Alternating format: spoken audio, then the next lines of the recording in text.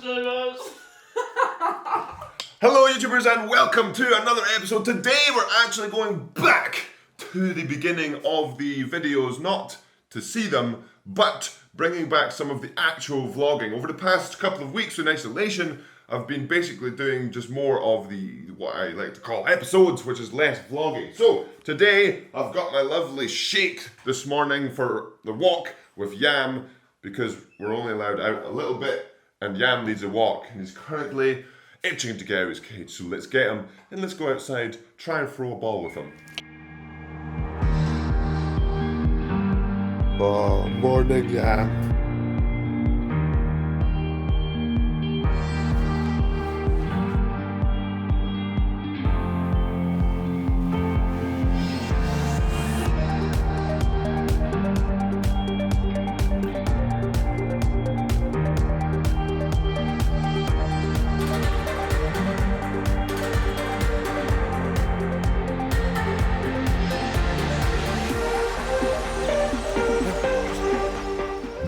And we've put Yam back on the leash because he doesn't really want to play fetch this morning. He just wants to sniff around. So we're going on a sniff around walk this morning to let him get rid of some of his energy.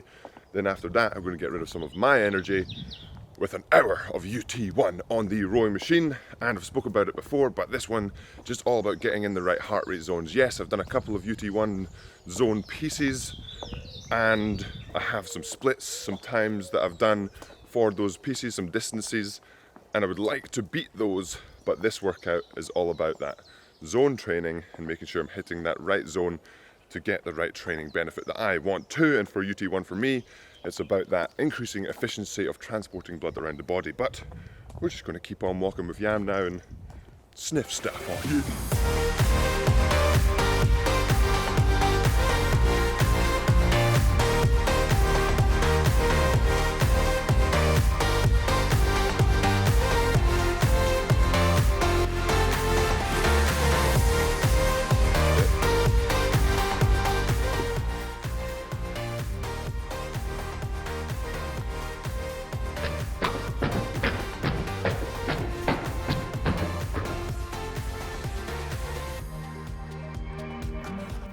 And no, Dobbs isn't a slavery dog. Yam has just put his slaver on Dobby. And Dobby is little puppy. Yam is slightly larger puppy. But they're really good friends. And a couple of questions people have been asking before when they see me about the collar or the leash that he has on. No, he's not a vicious dog and it's to stop him doing stuff with his mouth. No, not at all. It's because he's such a strong puppy. Like if he wants to go, then it's going to be really difficult for me to control him. So if I add that little bit of over his nose, it means that he pulls this way rather than pulling that way, and there's more control for me. So in the training process so I don't need that, but it helps currently when he's about 70 kilos and just if he sees something he wants to go see, it's like, here we go, as Phil said, yeah! But now I'm going to let these two puppies play. Yam, what are you doing? Are you just making a mess? Yam. Looks like it. Yam, what's this? Dobby. Dobby, are you making a mess? Both making a mess. It's time to clean up before the air call you. And now we've cleaned up a little bit after the puppies, looking much better. Isn't that right, Dobbs? Yes. But Yam, after taking out the Hoover, he's not so sure. And if you haven't looked at my Instagram story, Yam gets quite scared of stuff. So let's see what it's like, Yam versus Hoover. Yam. Yam. What's this? What's this? What's this? Oh. Oh. Oh. Oh. Oh. Oh. It's okay.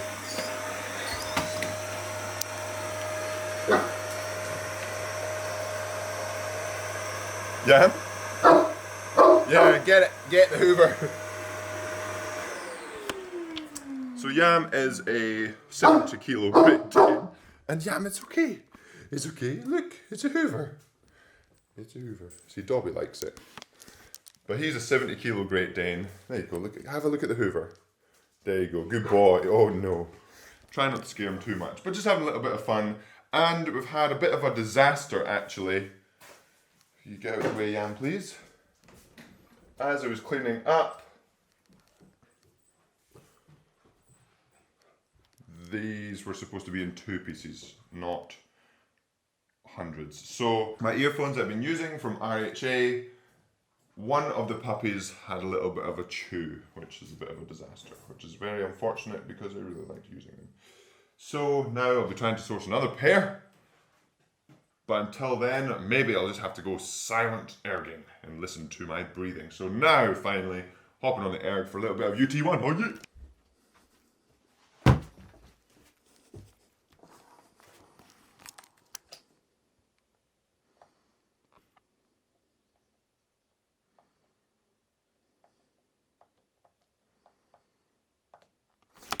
And we've set the monitor up for an hour. Luckily, I won't be doing this workout in silence or trying to read the captions on the screen. RHA actually sent a pair of these earphones to Zoe just last week, so I have a backup pair until I get myself sorted out. Today, with the UT1 kind of workouts, I still like to, it's not intense enough for me to just sort of focus on the music and focus on the splits, focus on the power.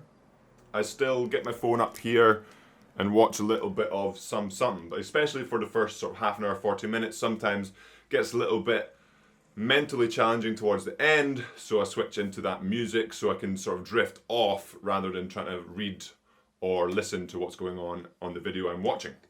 So, putting on some J's 2 cents today to start with and see where that takes me, probably through a tech journey on cameras, computers, etc. But getting my shoes on, got my lovely sports socks today because I forgot to, or I have ran out of my actual sports socks. Absolutely fantastic. So getting onto UT1, roughly the zone 75, I want it to be about 75-80%, so roughly for my heart rate based off of my maximum heart rate, not my heart rate reserve, I'll be sitting, I want an average around 150, but maybe a little bit higher.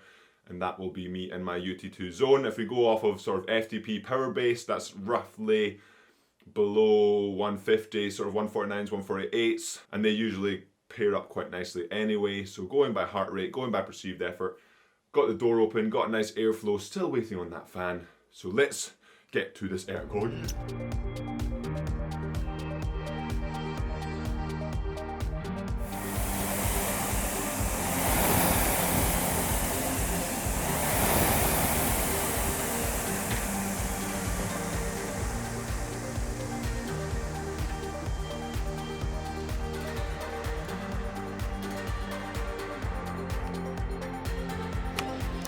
And a 48.6 UT1, 60 minutes done, finished for today. And it's really, really interesting. This is how I used to feel after a UT2 session. We used to do 12K, 16Ks, 20Ks, whatever the workout was. But this is how I felt, fatigue, tiredness, sweaty-wise, post pretty much all steady state sessions, which kind of opens my eyes a little bit in hindsight.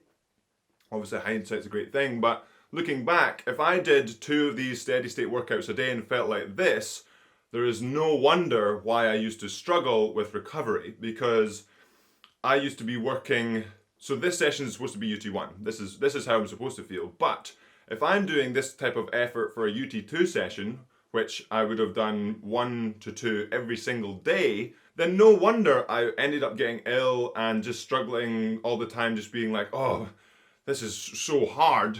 But now what I'm doing is there's now a massive difference between a hard or medium session like this, an easy session at steady state, and then a harder session at full yam. And that's where the big difference is for me, is I'm able to do the miles and recover for each session rather than saying, okay, today is weights 12K, 16K, then those 12 and 16Ks, I'm not even getting time to recover between the 12 and 16, let alone recovering for the next day, where it's probably going to be something similar, and then just getting that snowball rolling down that hill so fast, and then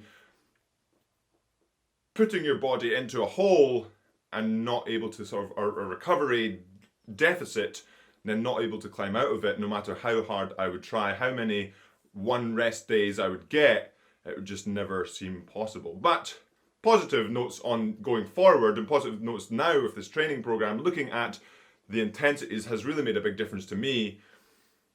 And even on this one, I think the split was a little bit faster than last week, maybe about the same as last week, but we decided to bring down the rate a little bit. So keep the rate similar to the ut2 rate, but push that little bit harder. So instead of last week it was a 23, this week was a 20 average. So making positive steps in the right direction. Again, I think this week or this past couple of weeks I've really spoken about training at the right intensity, and it's really, really important. And it doesn't matter if you train once a week or you train 20 times a week.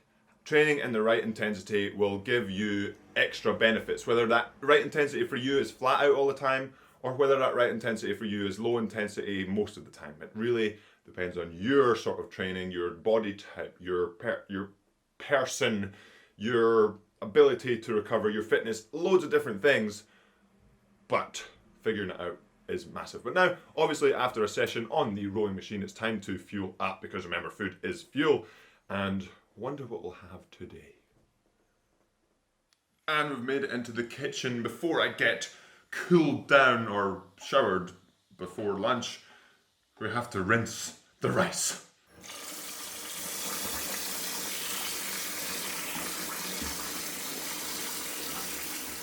Look at all the stuff in the rice. This is why you rinse rice when you get the rice. So this is some decent rice, but all the stuff that comes out of it is quite a lot. So keep on rinsing till it's clear, and then we get the fuel up, because remember, food is fuel! And we've made it outside. We're very lucky to have... Zoe is actually taking over my Instagram today. No! So if you want to be behind the scenes of the vlog, you can watch that. But we've got our food to fuel up. This is mine. I've got some delicious greens, and Zoe has some tuna and rice. Absolutely delicious. Beans and greens, also fantastic. But she's very lucky to have I'm really bulking yeah, up, you know? yeah, look at that. Yes, and there's Dobby. So let's fuel up. And now we've finished fueling up, chilled out a little bit, stayed in the sun for not too long, because now time for a little bit of a stretch. I spoke about in a few videos ago about stretching and improving wrist flexibility, ankle flexibility, as well as hip mobility. But now let's go outside for a little bit of a stretch, because we are lucky enough to have a little bit of space to stretch, plus also the weather is really nice, so taking advantage of both. And we're out here in the garden doing some stretching. Hips, pretty easy, where's the sun? Hips, pretty easy to stretch. Just sit in the frog. Is this a frog? Or it's a bad version of it. Hip stretch, like pretend, can you hold this please, Zoe? Thank you.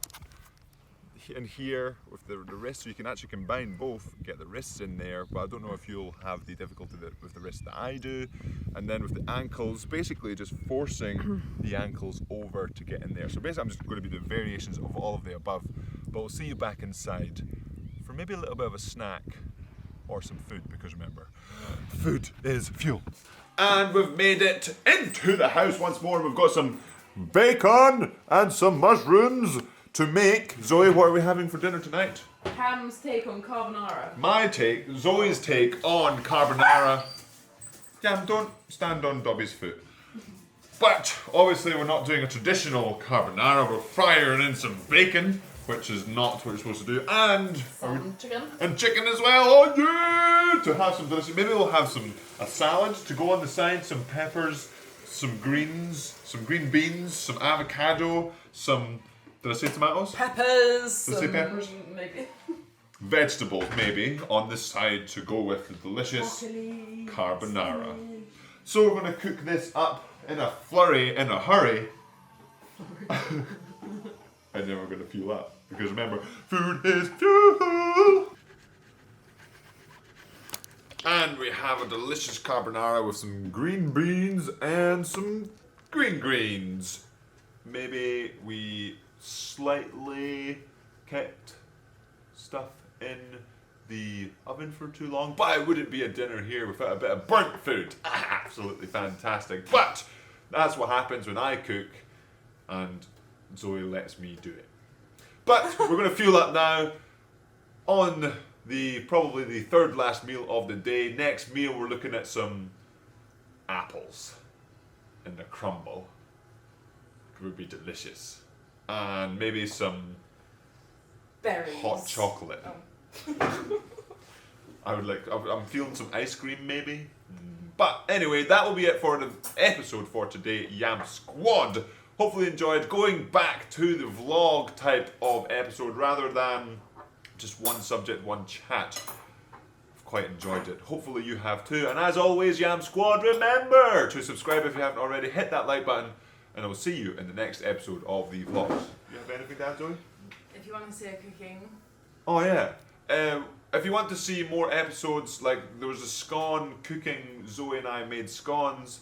If you'd like to see like even a dedicated episode or something along those lines of cooking with Cam and Zoe or something similar where we add our twists and try not to burn foods, let us know in the comments below if you'd like to see that, and we'll see you in the next episode. Oh, yeah.